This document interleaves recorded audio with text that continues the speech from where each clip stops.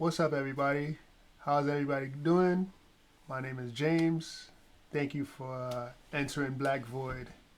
So now I'm gonna touch on a topic that's been going on for a while, and I want to get to the heart of it. So this is a little bit out of order, but I'm going to talk about the male and female balance, the balance of male and female.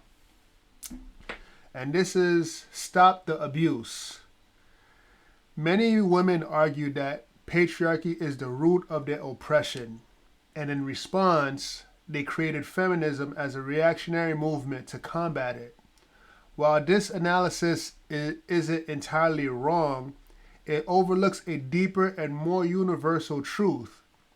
The true problem isn't patriarchy itself. It's the abuse of power, especially physical power, met by men against women.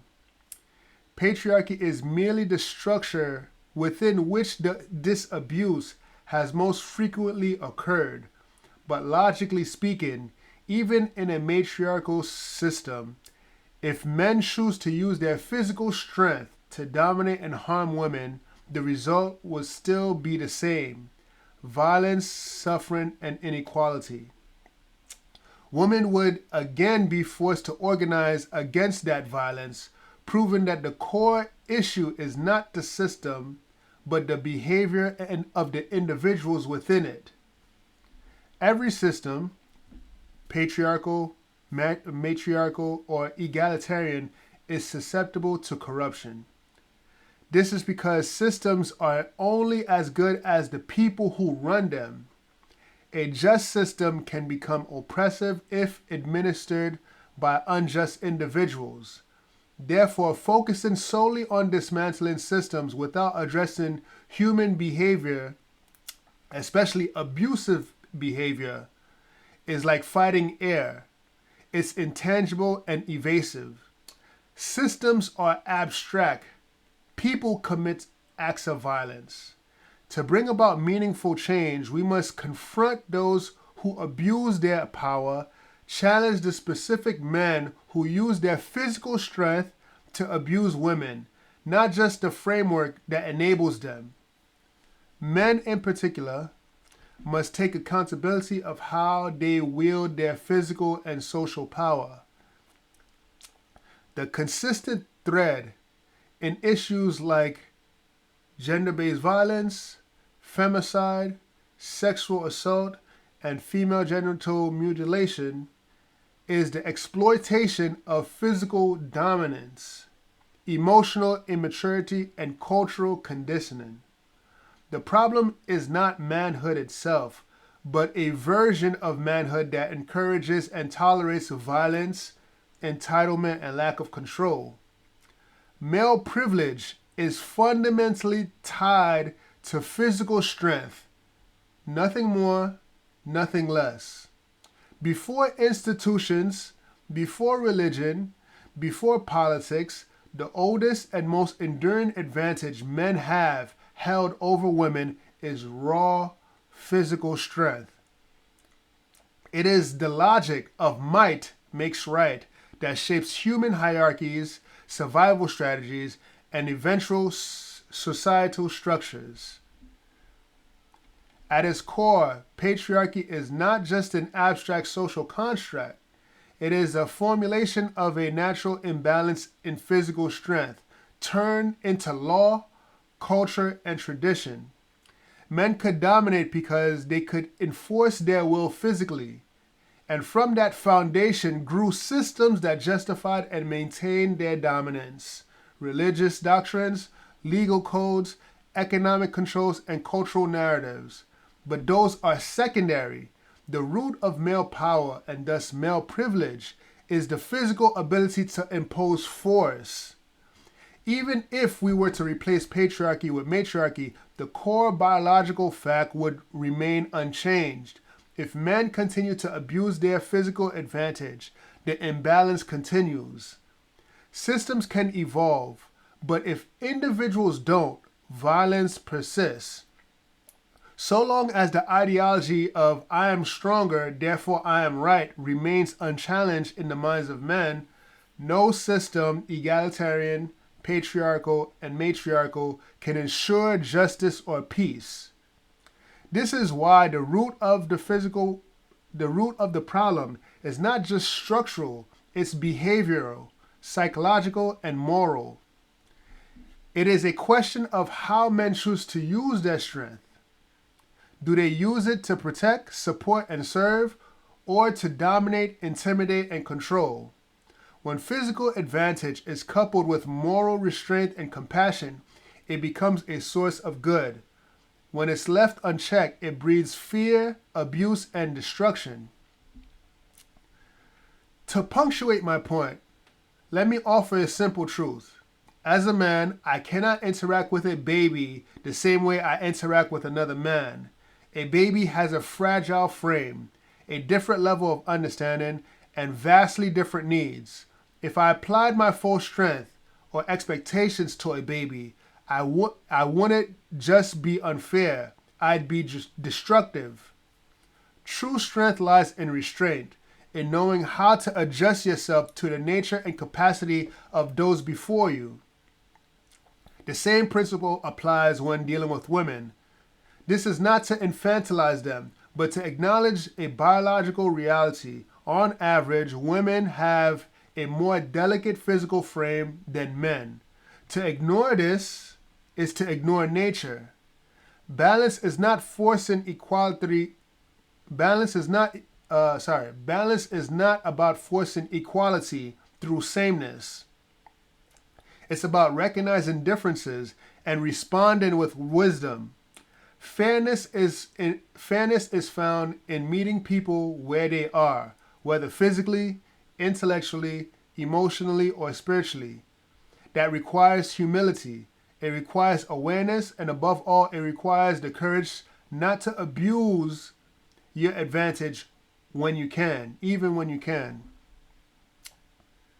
This is the moral evolution we need. Systems and ideologies are important, but nothing changes until individuals, especially men, learn to engage with the world not with dominance, but with discernment. The measure of a man is not in how much power he has, but in how he chooses to wield it.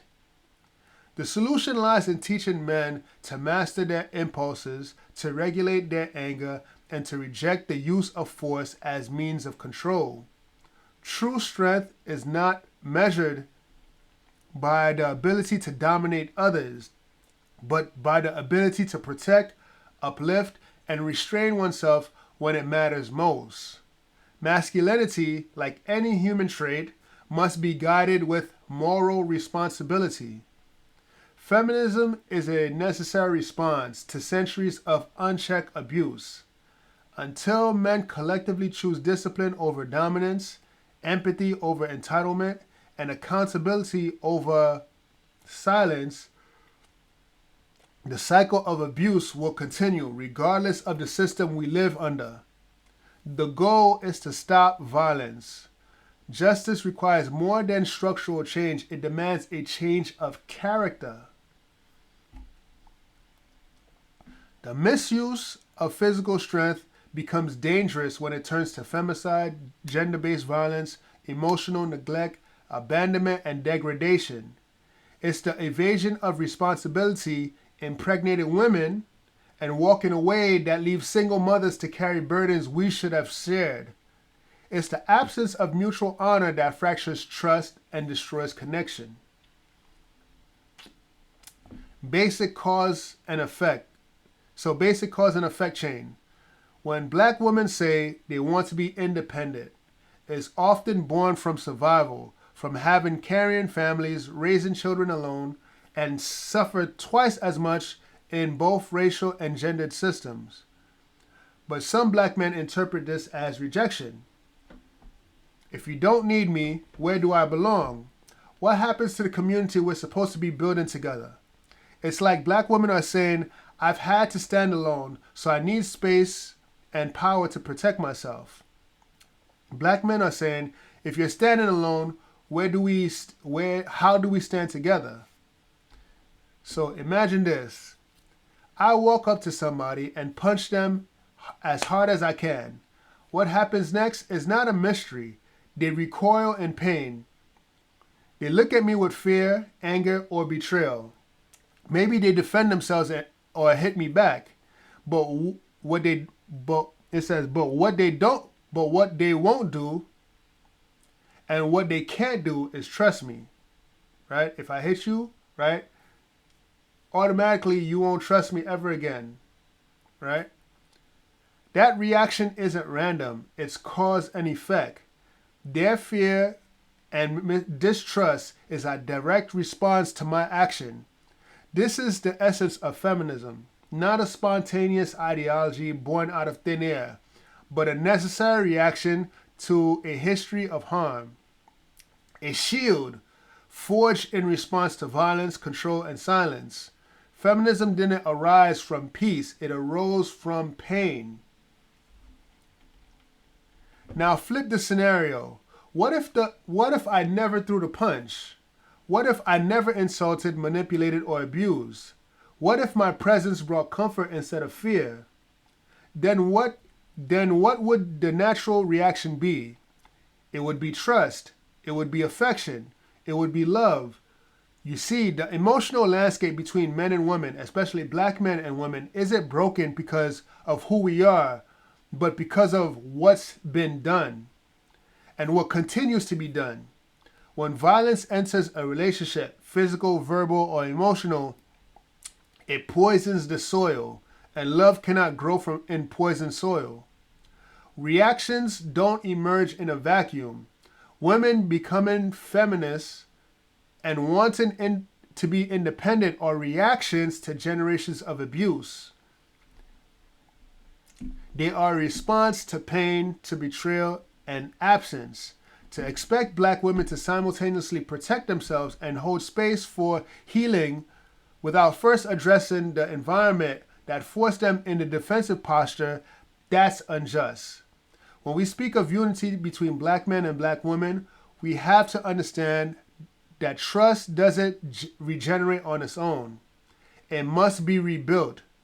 And the one who broke it must lead that process. That responsibility cannot fall on the shoulders of those already carrying the weight of survival and betrayal. Hurt people do not hate for no reason. They build walls because someone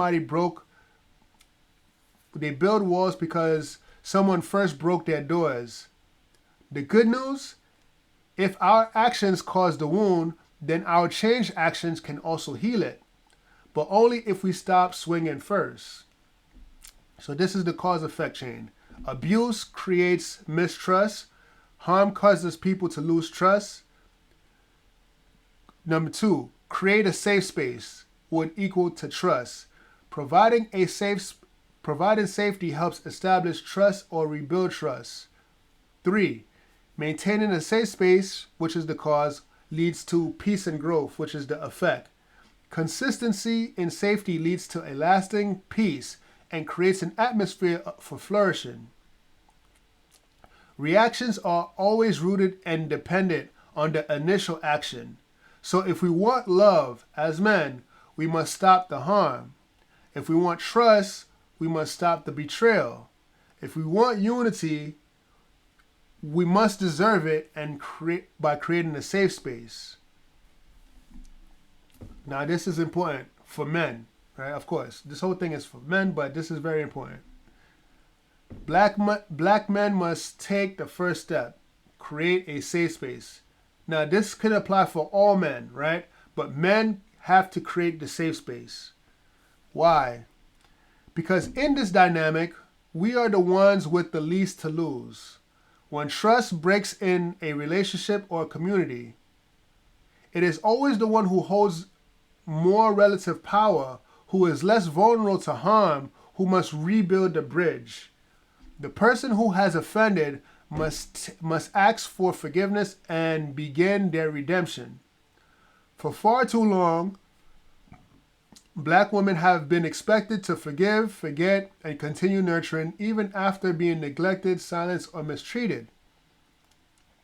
They are expected to heal wounds they did not create. But that isn't healing. That's abandonment disguised as unity. Women are at greater risk physically, emotionally, and socially, from femicide, domestic violence, to economic marginalization and emotional neglect. The consequences they face when trust is broken is far more devastating. To ask them to expose themselves again without change environment is to ask them to walk willingly into danger. We cannot demand their openness without first earning their trust. Men have to create the safe space where unity is possible. That means we must lead with kindness, accountability, and empathy, not with dominance, wealth, or physical strength.